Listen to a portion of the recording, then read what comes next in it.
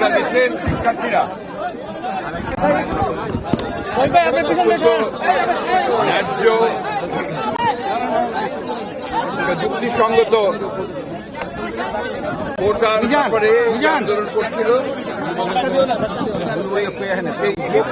এই যৌক্তিক আন্দোলনে সরকার গত কয়েকদিন ধরে তার আইন শৃঙ্খলা রক্ষাকারী বাহিনী এবং তাদের ছেড়ে দেওয়া আওয়ামী সন্ত্রাস রাষ্ট্রের রাজত্ব সৃষ্টি করেছে।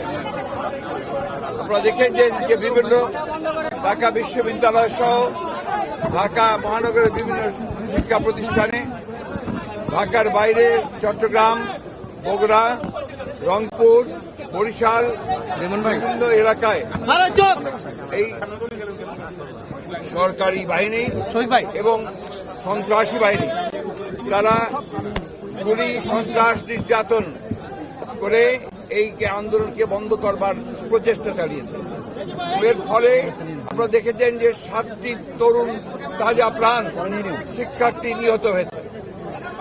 আপনারা দেখেছেন যে সাইদ রংপুরে কিভাবে তাকে সরাসরি গুলি করে হত্যা করা হয়েছে। ভয়াবহ এইরকম ঘটনা আমরা আমাদের জীবনে কখনো দেখিনি। আজকে অত্যন্ত দুঃখের সঙ্গে বলতে হয় এই ধরনের